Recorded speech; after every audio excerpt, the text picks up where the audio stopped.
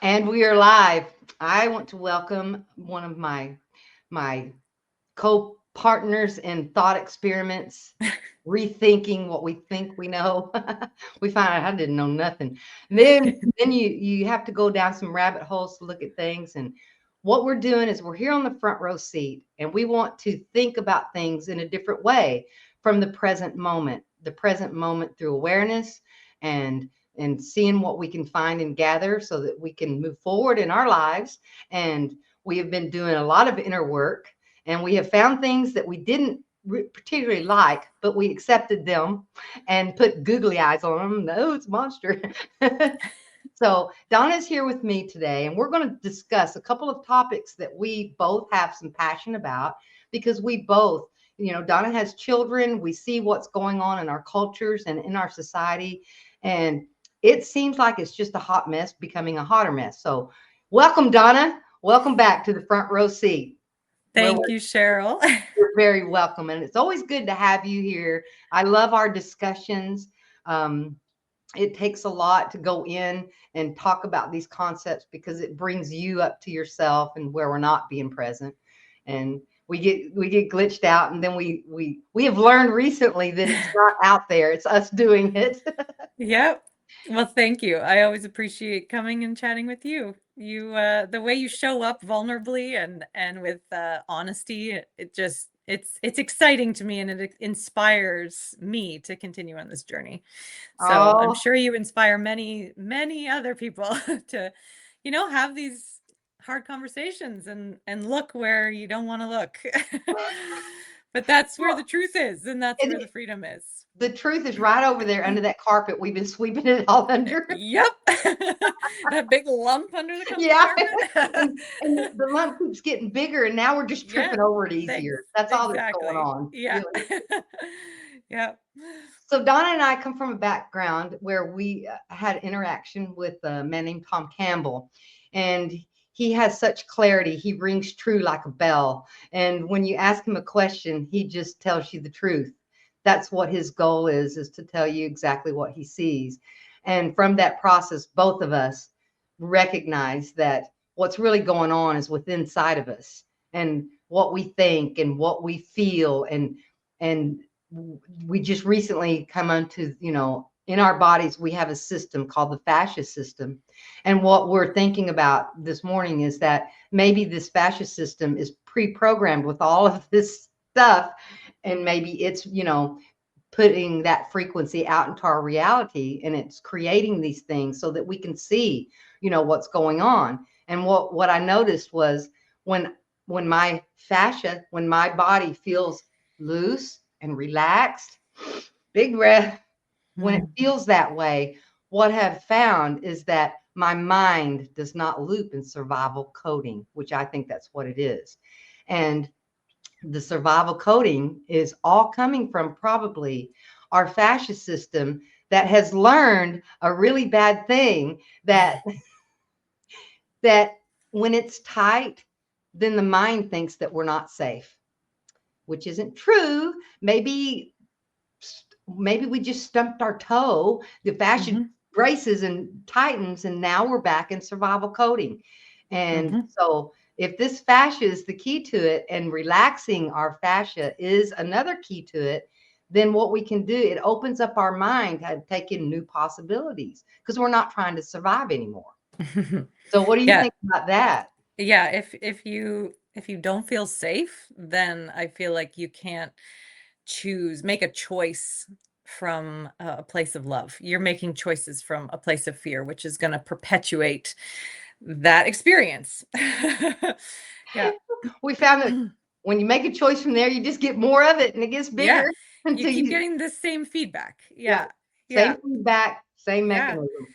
And I can relate to the experience of relaxing, everything, but relaxing the fascia as a part of my meditation process. And that's where I can receive clarity, right? Where I touch or yeah, I can really feel into that space of love and truth and clarity. And it's in that present, relaxed state.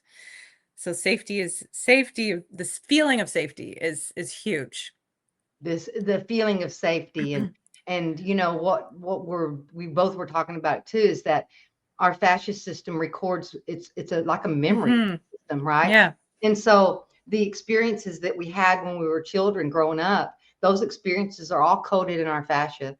And so when an experience comes up and it's a familiar experience, if someone is rude to us or not, they're not feeling safe, and then it kicks off our feelings of not feeling safe, the fascia contracts and gets really tight. Yeah.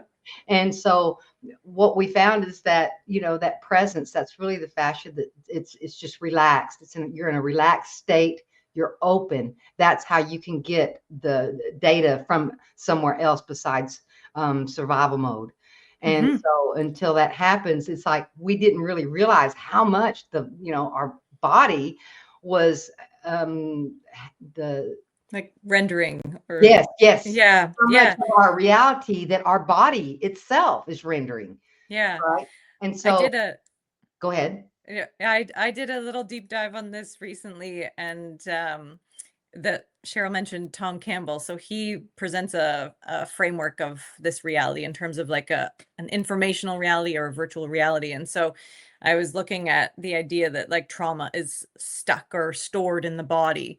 And so whether it's in the fascia, and really if we from that lens, from like an informational perspective, it's like if trauma is unresolved data, so it's like data that's been perceived through a lens of fear, then that is what is informing this physicality to render. And so that is that sense of like, I'm not safe, the tension, and it can be disease, it can be injury, it can be all these things, right?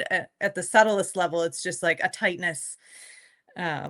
It's a But it tightness, is, and it's pulling you away from that yeah, clear frequency that we yes. can. It's disconnecting us from that. Right. So it's like Yeah, we're all walking around disconnected from, I don't know, the source, the bigger yeah. vibration of the planet. I think that may be part of what it is. Our planet gives off a frequency, right? And we Yeah. can't sync up to it for whatever reason. We're all cut off. Yeah. And in our world, I mean, what I've been seeing is like, okay, this isn't moving forward through into evolution. It's going backwards into more trauma. So what do we actually learn? What are we doing here? And so that's why Donna and I talk about these things, because we want to rethink, what's being thought now. Is it true? Is it correct? It's not like we can just go to a book and get all the information that we need to, correct what we see in our world today. And in our world, it's a bigger world, but it's happening in each individual life too. And what we both see is the more trauma a person had, it tends to be the more difficulty that they have in manifesting a abundant life and manifesting the Right. relationships and friendships in their world that they want. And so they really struggle in this. And what I basically said to Donna is like, well, the thing about it is, if we're raised in an abusive, violent environment, well, that abuse and that violence is still in our fascia, in our body. And so Yeah. we can see one thing that even kind of looks like it, and our whole system just goes into lockdown and collapse. And it Yeah. collapses into a helplessness code, right? There's no Right. hope of forward momentum because I am collapsed into a state of freeze. I'm in shock because of it. And, one of the things that, I grew up in here in the South is it's the Bible Belt, and the Bible is just the word, and that's just you can't question anything about it. I'm not saying that it's wrong. I'm saying that we probably might need to rethink some of the concepts that are in that Bible. One of those concepts Or was, reinterpret. Yeah. yes, Yes. reinterpret this thing, because there might be another interpretation. So one of the things that I found was there's a section in there, because I wanted to know why everybody was beating me up, and it was scaring me, and it hurt, and why was that happening? And so I went back and I looked and I thought, oh, here it is right here. It's like there's this one line that everybody goes by: spare the rod, spoil the child. And this condones hitting the children and being violent towards them. And it's called discipline. And what I found is that this thing called discipline ruined the better part of most of my life, because I was stuck in trauma and survival code. I didn't know how to relax until just 10 years ago when I started meditating. That was the first time that my fascia had relaxed in its entire existence, because I had to be ready. I had to be braced for impact. I Yeah. had, I had to be that way, or that's what kept me safe when I was young. And so I looked at that Bible verse because I really wanted to know, because I was really not happy about what I just went through. And I looked at it through new eyes and I went, wait a minute. The staff is my rod. Google it and pull up a picture of this thing. It's not a stick that you beat the sheep with. It has a crook in it. And then it's a staff. And this crook, they didn't take it and whack the sheep in the head to where it knocked its eyeball out. They hooked it around that sheep's neck, and then they guided that sheep where it needed to be, because it may have been panicking because there was a wolf over there, and it was making everybody else nervous and it was freaking out. So the shepherd didn't hit it because it's already scared, right? He put that hook around its neck, and then he guided that sheep back into the regulated herd that wasn't scared. And then that would regulate that sheep back again to where it wasn't acting crazy. And because that's what I found with my own life, is the craziest I acted was when I was the most scared. It wasn't that I was trying to be obnoxious to others around me. It's that I was panicking and I was scared. And so that's what Tom's work helped me see. He just kept telling me, Cheryl, you're scared. Yeah. Said, Any negative emotion, you just if pause you're having a and negative trace emotion, it back, Cheryl, you're just scared and you're it's a panicking. fear. Please put on your binaural beats and meditate. You'll be all right. Yeah. And so this Bible story just kept kind of like, oh my gosh, that's where it went wrong. Instead of using it to guide, instead of us looking at kids and explaining to them why swinging that stick around in the air and putting your brother's eye out is a problem, you don't walk up and hit it. You walk up to it and have a conversation with them. Yeah. And that's how they learn as well. And that's how they learn. So it's instead of discipline being a stick you hit them with, it becomes information that you give to them instead. Do you know what it's reminding me of when you use the word discipline, the word disciple? Like Jesus's disciples, they followed him, and he led by example. So again, he was the guiding force. He was not hitting them with sticks. He wasn't hitting his disciples with sticks. Yeah. He was explaining to them that fear is the problem.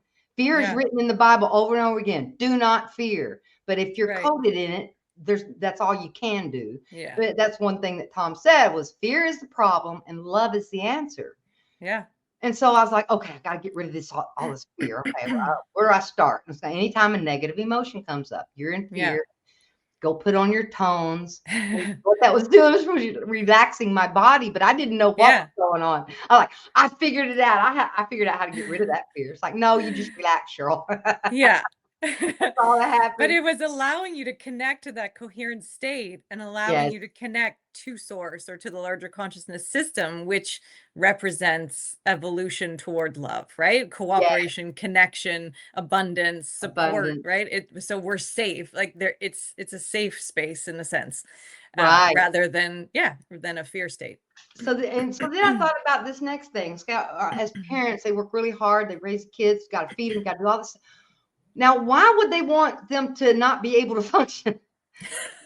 That didn't make sense to me, because I knew that my parents cared about me. And I was like, why is this happening? What is it? Just this book? Is it just this thing? It's like, that's what made me dig even deeper. And so I started looking into why is there so much violence toward kids? They don't know what's going on, and they're getting pummeled. And then they've shown that children that grow up in really aggressive, violent environments, they end up with really tragic lives in the end. And so I don't think that it's been intentional. I think everybody's been trying to figure it out, but that's the instructions that they were given as parents, that if you spare the rod, you'll spoil the child. Well, the rod's a stick, so you got to hit them with it. And if you're in fear, then you will be leading by fear, intentionally or not, right? Because that's the way that you're showing up, and that's that's your vibration, it's your frequency, it's the way that you lead life. It's what you're embodying is fear, and so your choices will mirror that. And then you need your children to fear you, right? Because that's the only way that they'll listen to you, right? Rather than guiding them to make choices and understand what that process actually feels like for them. Right. And- But the kids really aren't listening, when they Yeah. stop doing what they're doing after they've been No. hit, they're collapsing. They're Yeah. not even there anymore. They've collapsed into this paralysis. And Yeah. that's why they quit doing the noxious thing that you wanted them to quit doing. And yeah, they stop doing that because every time they come to that, then their code collapses and they're just going nowhere. It's a type of disassociation, I think, Mhm. And so as Donna and I got on here and I was really looking into this piece of it, I said, Donna, what if we've all just been scared since the Great Flood? Right. Yeah. I love this piece. Yeah, and the Great Flood, what happened? Human species lived with nature in co-regulation with a grounded natural environment that kept them regulated. And then all of a sudden, there's this great flood. It's been recorded in all histories all over the world. This isn't just some idea. And they have found the ecological evidence on the planet that where we live, that this is the case. Sure. And they found it, in the Mediterranean. That used to be like a swamp with waters and lakes that connected together. It wasn't what it is now. You can see it at the Gibraltar, the rocks of Gibraltar. Well, they found it. That thing caved in and that whole thing flooded in one day. So everybody that was living on the edge, well, they had a real hard day. And it happened in one day. And it was like everybody trying to crawl away from it. And it was bad, real bad. So their natural hunting grounds were disrupted. They couldn't go do what they were doing before. Mhm. They had to move to somewhere else where they feel like an outsider already. This isn't our home, but this is where we are now. And so they kind of congregated around where the food sources were. And then as a response to this flood thing, what happened during that time? Agriculture. Agriculture came into being. So now you've got people that were a species that was a chill. We were just hanging out and catching grasshopper here and there and eating it. We were just chill. Maybe not grasshopper. Well, I hear they're good protein. I don't know. I hear Who that knows? too. When I was little, I caught them all day long. I catch them. Now I got it. What do I do now? I didn't know you're supposed to eat it. So what if we are just programming from an ancient cataclysm that's still in our DNA? It's coded in there. Be careful. Something might happen. Yeah. Where we can lose everything overnight. Yeah. And the story's been told and retold, so everybody knows that bad things can happen here. So And like so, an ecological trauma that fractured our sense of safety yes. here. Yeah. And so without that sense of safety, that's what came next. Okay, we're not safe, guys. Let's do this thing. Let's start planting these crops and let's do all this and then we'll have all the food. But then what happens next? Now you got to guard the food. You got to dominate it. You got to put a peripheral around it. Yeah. Now So it's all based in power and control. Yes, and there's your first war right there. Like, excuse me, you've got a lot of food. We're here to get it. Y'all go ahead and die. We're going to take all your stuff.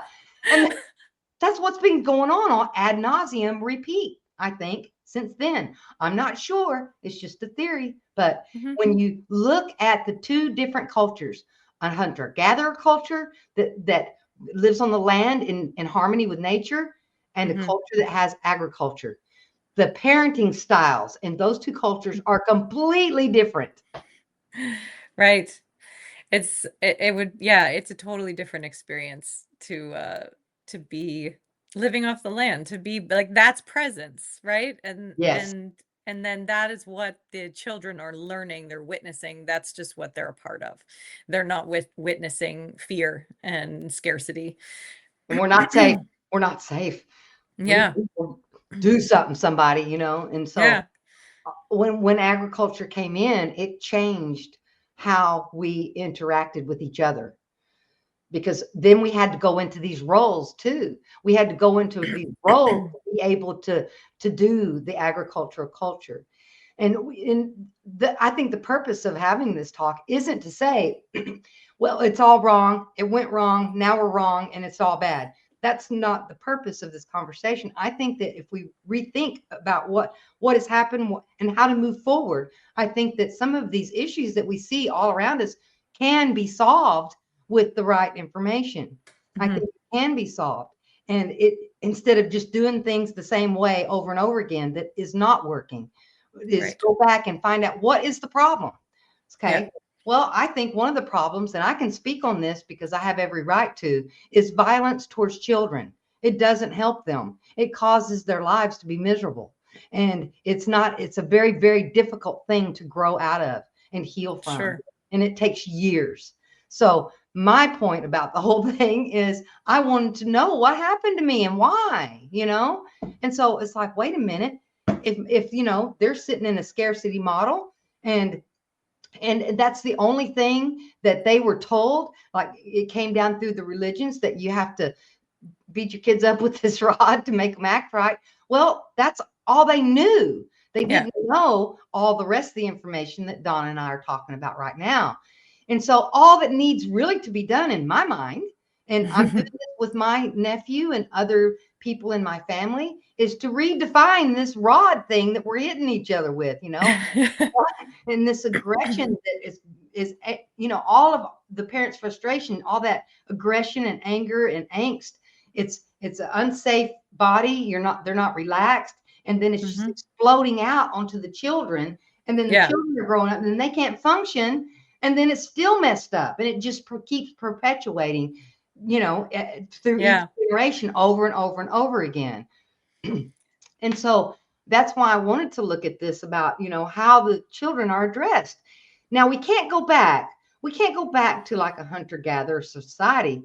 But the reason I want to talk about this so bad, Donna, is because in one generation,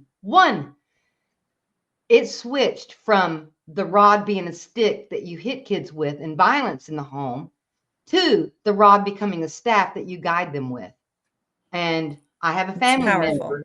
I have a family member that just for some reason just loved what I had to say. And he always wanted me to talk to him about ideas that I would have, And when I said that about the discipline, he listened.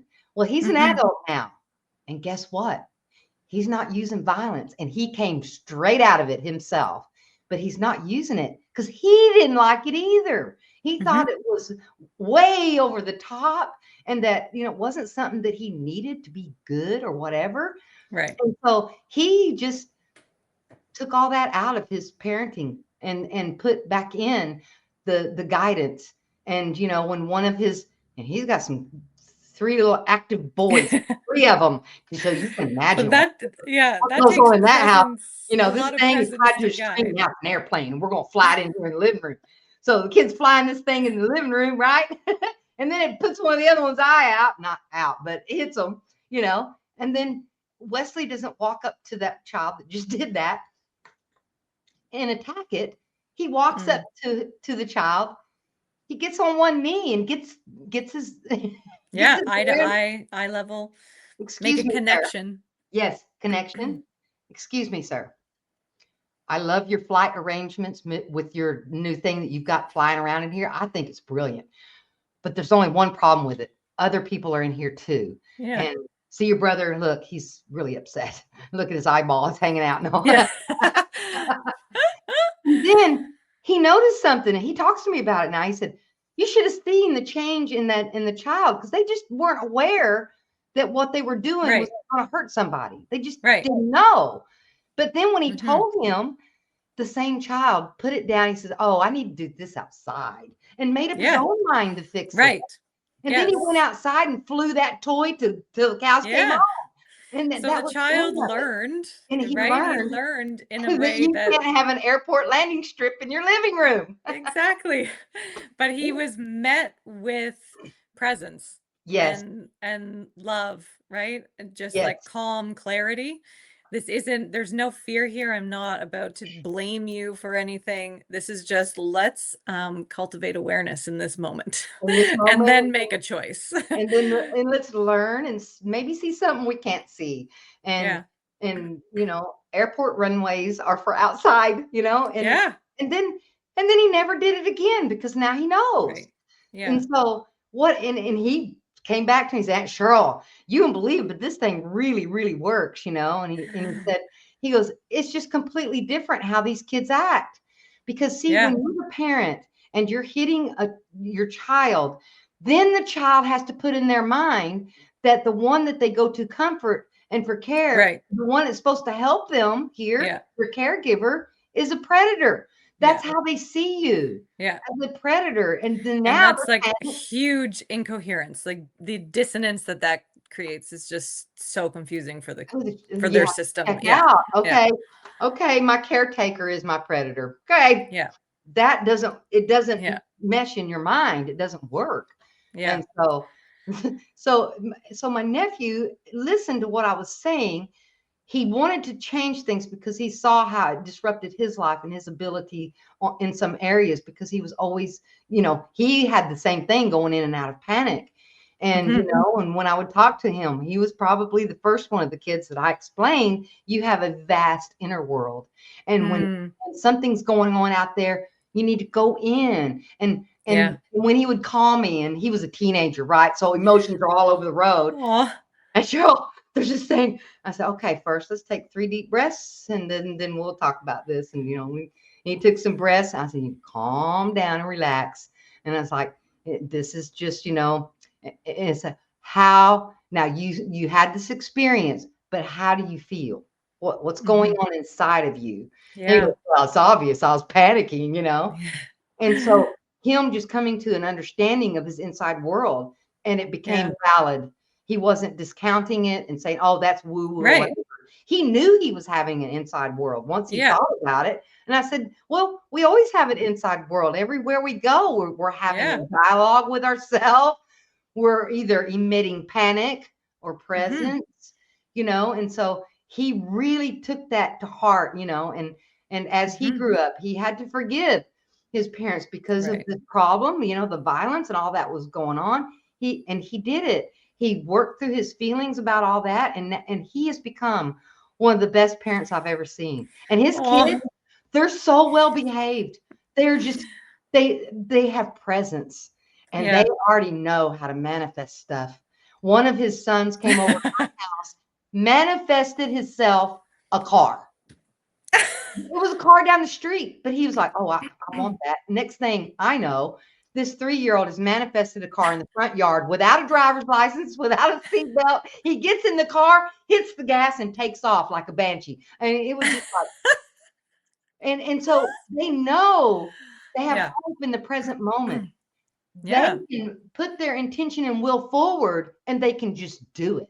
And I've seen these kids be able to do this all the time. And yes, they get tangled up with each other, but they work it out, and they think about it. And it's like, oh, what happened there? Oh, you wanted what I have. Well, it's not yours, So, they talk to each other. These siblings do. Right. It's not normal to have things come up. It's normal to have fear and to make choices from that place, but then to have the ability to have the self-awareness and the hope piece, like to see that there are more options. So if we talk it out, we can move through it. Like, I don't have to hold on to this and make it a bigger thing. And then some, perpetuate this. Then you're living your life mostly in a state of presence instead of panic. And my nephew does have to watch, and because he has it in his system too, but he's aware of it, and he knows, and he knows that, when he interacts with his kids, that if he's present, everything goes well. But he's learned a lot. And I started talking to my nephew when he was maybe, 5 years old. When he would get upset, I would get down to his level. Oh, I see you're upset, and then I'm really mad at Cheryl. I was like, oh, yeah, you are. Ooh, let's go talk about it, and then that's what we'd have a conversation. So the point what I was saying is that, no, this isn't something way out into the future that we're not ever going to get this better and it's going to take forever. It's not true. These changes can happen in one generation with the right information. That's why I'm just so amped up to talk about it, because I know you've witnessed. I've witnessed it. Yeah. And it Well, was and you played a key role there because it was you showing up in your embodiment of truth and love at that time and guiding him, and he obviously gravitated to it. He felt the truth there, and then that changed his life and the way that he parents, and then you break the cycle just like that. yes. And the Just by cycle is broken in one yeah, generation. It takes one person yeah, stopping what to they're doing, choose going, wait a yeah, minute, something's not right to here. do their inner work and to And I had to choose do my something inner work different. Yeah. and then go from there. And then you just teach that to the next generation through, Yeah. a relaxed body Yeah. and emotional state. And then you just give them the information because then they work it all out. Then they don't have Yes. all of this trauma just recreating that Yeah. same trauma over and over again, because that's what Yeah. it does. Because I think Yeah. that we are creative beings here and we create a big chunk of our reality. And Yeah. Oh, so, yeah. Yes. and And so there's we're, a big then there's a big piece, there's a big difference between our being level intent, like what's going on internally, our internal environment, and then our action. Because I learned that with my kids when they were very young, that they could feel, and still now, like I can be saying whatever I'm saying, but they're really picking up on how I'm feeling, where I'm actually at. And they're that's going just, by they your know. vibration and your Exactly. Yeah. frequency, not what Yeah. you're thinking. Yeah. No, like I can be asking for one thing, but if they know that I'm unsure of myself, that like, nope, no, we're good. Like, not going there. I see an opening where I can just think what I want to right here because that ain't Yeah. right. Yeah. I'll let you keep figuring out your stuff, basically. And you're standing there doing like these good intentions, right? Yeah. I'm Affirmations. It's trying like, to be, yeah. I know that I'm doing this and it's my children and I love them. And Yeah. they're you're thinking all Yeah. these good things, but if Yeah. you're not relaxed and you're not present, Yeah. that's what they're picking up on. And Well, that's why those affirmations don't work a lot of times. You're all tensed right. up. It's like, I'm They, gonna have a great future. Like, Yeah, no, you're and not. that's where it's like it's just kind of like empty, right? If it's not really connected to something deeper. Right. And yeah, yeah. Um yeah, it is. It's amazing how they pick up on those things. Well, it Yeah. just shows that we really are frequency beings, and they're Yeah. picking up on frequencies, and that's how I think things magnetize to us too, is Yeah. the resonance of what your body, your whole body is putting out there. If you're nervous and anxious and go out into the world, guess what? That's what comes to you because Mhm. that's what resonates with your frequency. And so Yeah. I think that's how we create our reality is through this resonance frequency thing Yeah. because and they've shown it and like you can get a group of fish and they're all just swimming along, then Right. one of them spots a predator, right, and it freaks out and they all Yes. into a ball. So well, they're not talking to each other, so how do they know to No. do that? There's a non-physical communication happening. Yeah. What if they Well, all have the same nervous system that's programmed the same way? yeah. So I think the Well, nervous system is a huge piece of this puzzle. Our mind, I think, that's what sets our intent, right?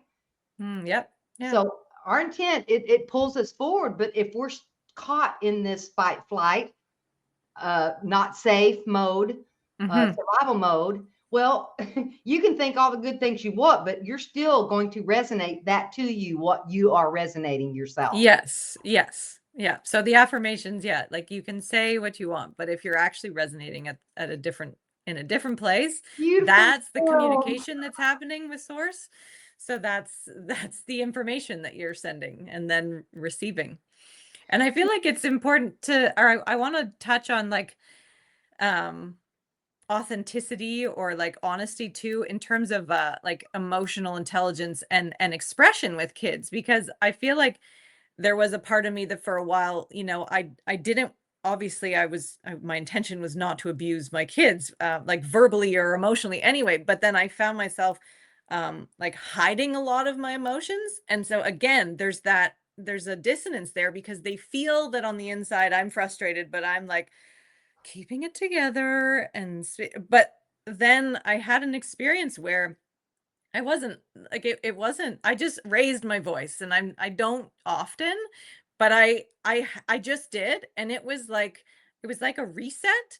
And when I thought about it afterward, I realized that I think that the key piece was for me to actually be authentic and tell them how I was feeling.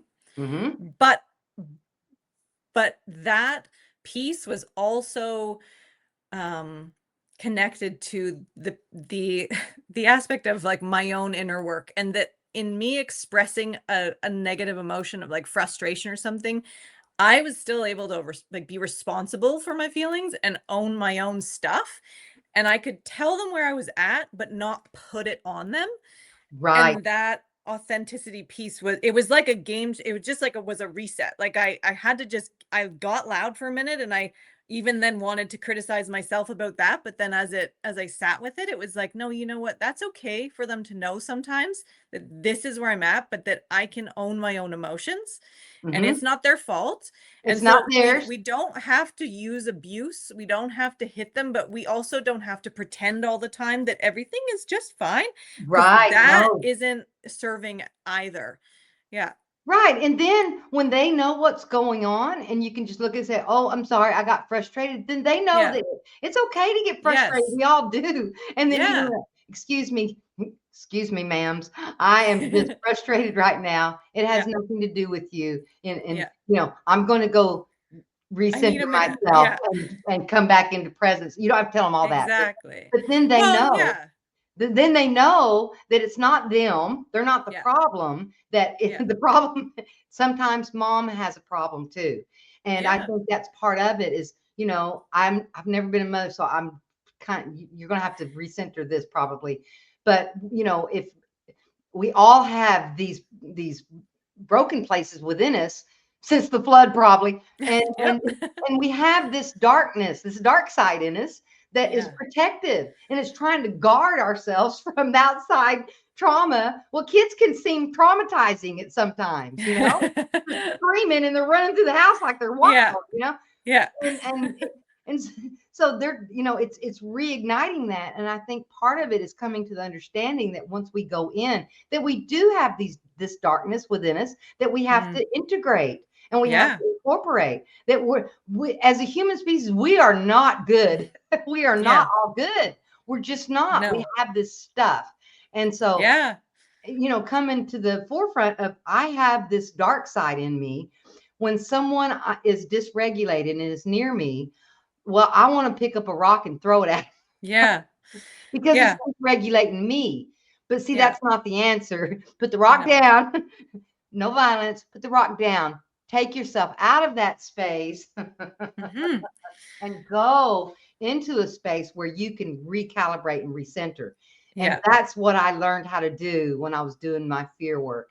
Is Yeah. I stopped looking out there for the problem and started looking in me and where am I? And I Yeah. found all of this dark googly, they had googly eyes, and it was just like, oh my God, that's Yeah. in there too. It's like, oh Yeah. yeah. Because Oh yeah, when you look at, point yeah, the Cheryl, finger she's out gonna come out, there. she's gonna control the whole planet so that it does my will, so that I Yeah. feel comfortable. So there. Yeah. Right.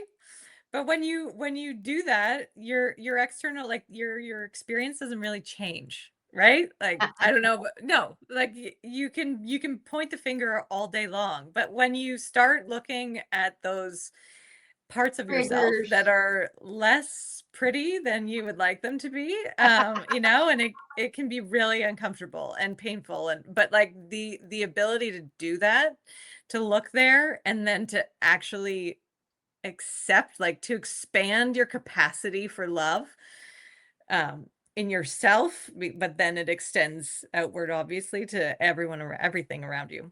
Yeah, it is huge, and that being able to do that, yeah, model that for kids as well. I mean, they go through things, little things, right? Like so and so called me something on the playground, and Yeah. like, but to them in their world, that's big stuff. And they can easily view it through a lens of fear and then turn it into a story. And then, it can turn it into something bigger that then they have to deal with when they're an adult. And Right. whereas modeling to them that like, yeah, that's okay. Like, wow, I acted in a way that like I acted out of fear and I don't like it. Or I have this belief about myself that I don't like. So And what it's am I going to okay do to, about it? I Am I mean, just going to surrender and say like, nah, well, nothing I can do about it? Or am I going to work through it, have the intention to change that, make different choices and like sit with that as uncomfortable as it is, like sit with it. but then once you get into presence and you're connected to the vibration of the whole thing, which I think is love, Yeah. presence, you have access to more information. And when you Hmm. can do that, then you can look at the situation and see, yes, Yeah. humans aren't really good, but when we are present, we are kind. We have an Yeah. innate kindness towards each other. We just do. And Yes.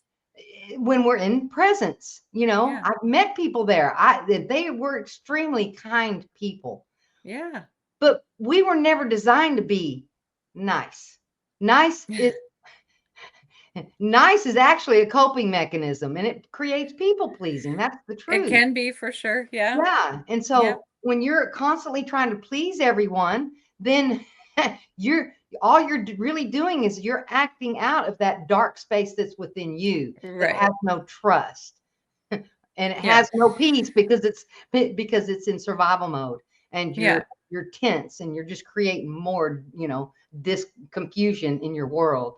And so the ability to be able to encompass your good qualities and your Hmm. bad ones.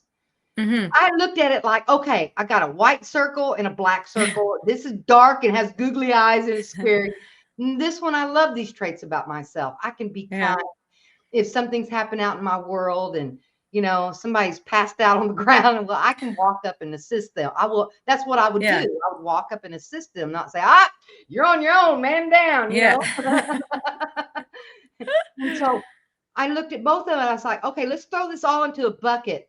And then it just became gray paint instead of all Yeah. good or all bad. It is. Yeah. And Yeah. so when my googly eye monster shows up, Yeah. and now I know it's like, okay, this is that side of me that I've developed to stay safe as a child that is not Sure. very nice. So let's Yeah. go over here and deal with myself and Yeah. correct this vibration I've got going on. Because if I go out into the world and carry this with me, I'm just going to get more of that. And Yeah. so I really worked on being present when I'm out and interacting with other people and Hmm. not letting myself go into resonance, then go into a dark side of myself. Then here's what we do. We see that dark side of ourselves, then it comes out, right? And then the next step is guilt or shame. Hmm. The thing Right. about it is Yeah. understanding that stuff is there for a reason, not Yeah. to tell you that you're just a horrible person because you raised your voice and Right. when you didn't want to. But It doesn't we make can just like make a layer on top of layer by continuing, yeah, right? it just gets bigger. Yeah. Like it starts as some darkness and then we can just make it more and more and more and more instead of It's like, like okay, mud you know pies. what? I see it. Yeah. It's mud See it cakes. for what it is. And Mhm. it's about the choices we make and the intention we have.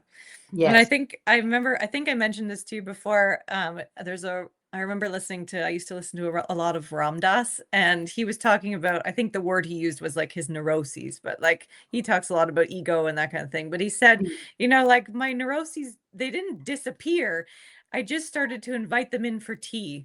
And it was just kind of that like it's acceptance of what is. And it's like, no, like okay, great. Like if you're here, fine, but you're also not the one running the show. But like, Right. I'm not gonna like resistance is not helping, Then you're right? pushing away yourself Exactly. is what you're Yes. doing. You're Yes. pushing away the sides of yourself that you don't Yeah. like, and then that Exactly. makes you incongruent because Yeah. it's Yeah. still there. Yeah. It just makes you not like yourself more. You're not Right. actually contributing to like the total sum of love or acceptance in the Yes. universe. You're just perpetuating more judgment, fear, yeah, shame, Oh, all you're of it. bad. Look what you just did. And instead, looking at it as I have these things in me, I accept Yeah. them. I don't have to let them run my life.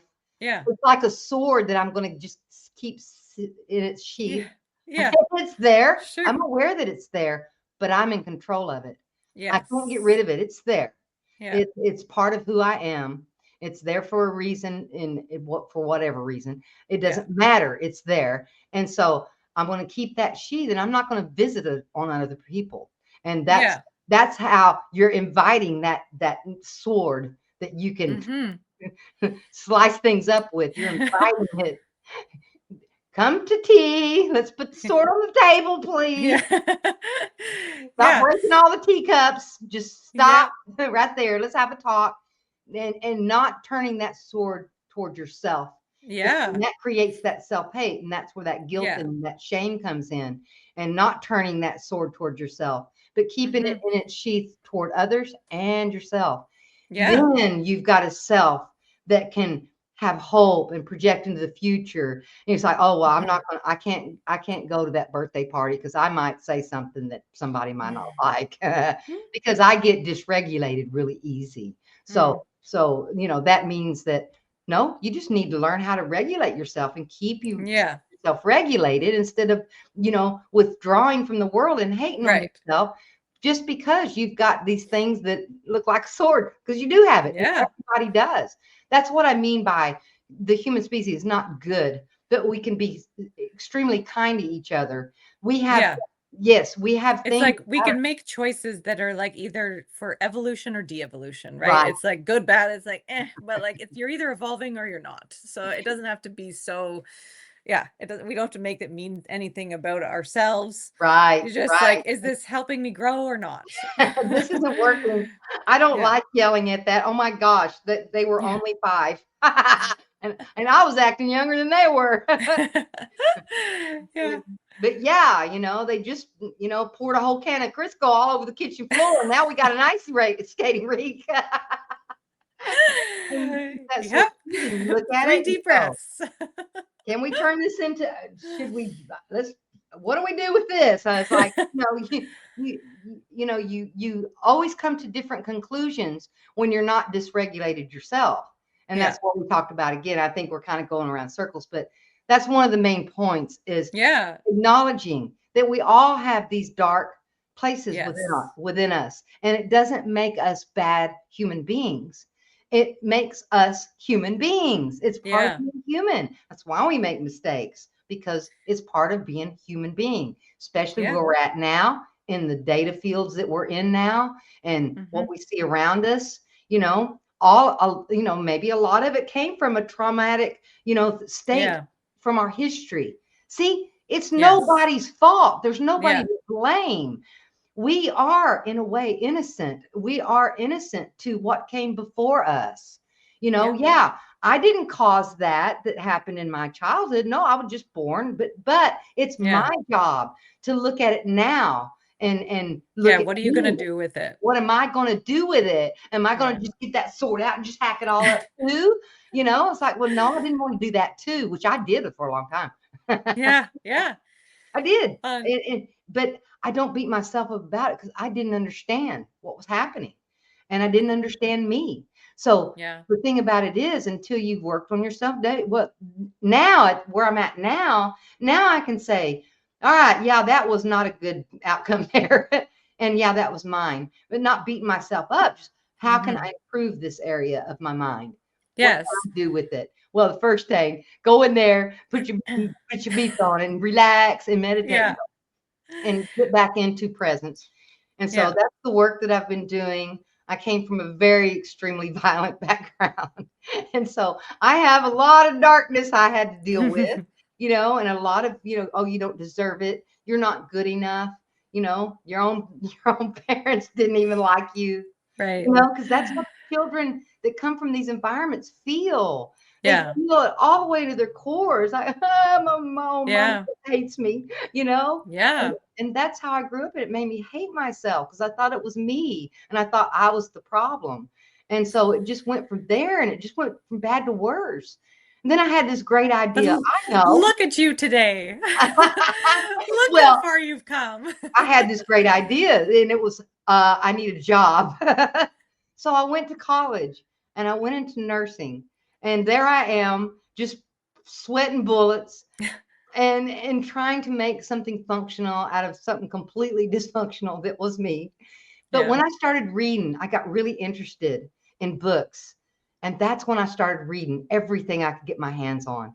And Mm. a couple of them was I love philosophy, thinking Mhm. about thought. What is this? What is happening here?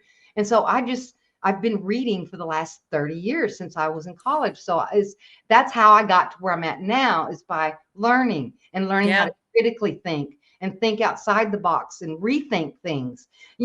Wait, I don't know everything. Half the times I don't feel like I don't know anything because it's like, oh, what's that? But I did. I spent a lot of time recovering my mind, and it was Mhm. not a beautiful mind. But it's becoming one, and It's I like becoming where one. I'm at. Yes. Yes, it's Yeah. becoming one. But I I think, still have to invite those dark spaces to tea because they're always going to be yeah. there. It's always going to be Yeah. part of me. Yeah. But now I dress them up and put fancy clothes Yeah. on. Do that. Oh, look, she looks look pretty, and it's just dripping Yeah. into the darkness there. It's like it's okay, Yeah. you're allowed to stay. I'm not Yeah. exiling a part of me, which makes me No. more congruent and Yeah. more honest. And then when I meet Yeah. someone and something happens that either startles me real bad or something goes on, I know right then I'm going to dysregulate because of my startle Mm. reflex, because it has a hair trigger in Mhm. it. And so Yeah.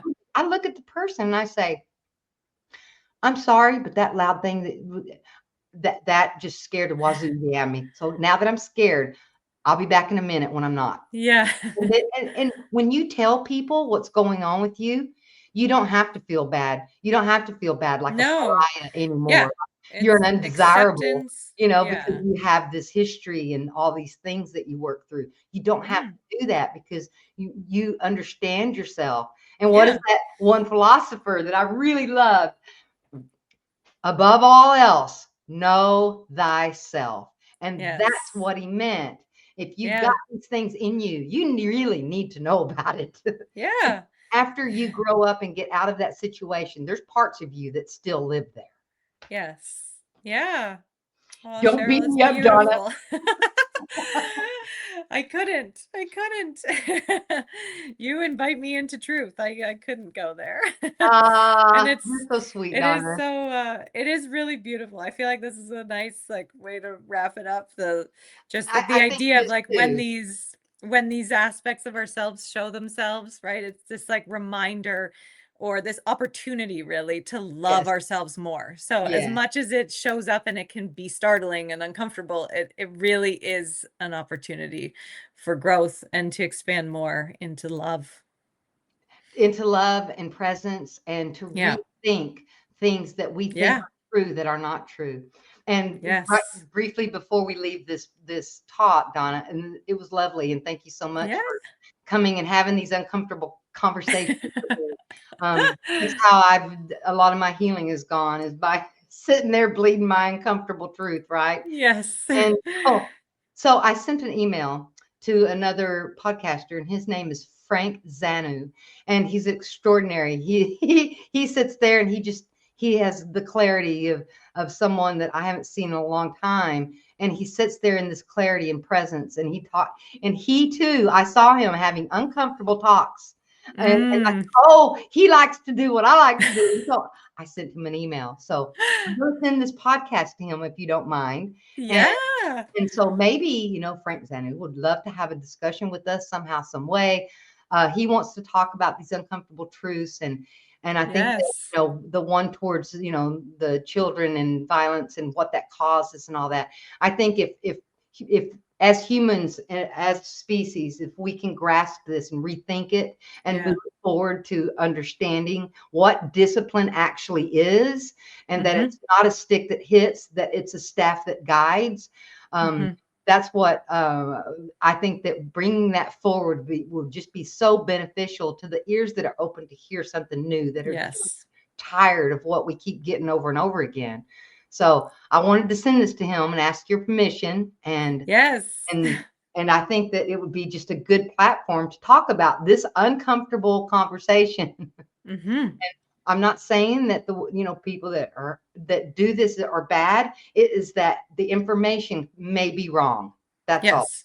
Yeah. It doesn't make people bad. It makes them human because we can Yeah. only operate from what we know, isn't it, Donna? Exactly. Yes. So you can offer your awareness and potentially invite others to expand theirs. Invite others to the conversation, and that's I Yeah. think, real growth. And I think that is a real way forward into the future, into an evolutionary, so we can evolve things instead of going back into just what we've always had. So this Yes. talk was amazing and wonderful, and thank you, Donna. And I Thank appreciate you. your presence here. I always love our talks. You're just so Me willing too. to have these uncomfortable comments and sweat the bullets with me. I Yeah. appreciate that. Yes. Thank you so much, Cheryl. And thank you all for joining us for this talk. And I hope that it helps in some ways. And we're just opening up the dialogue and the discussion. And wherever you take it is up to you. And everyone have a wonderful evening.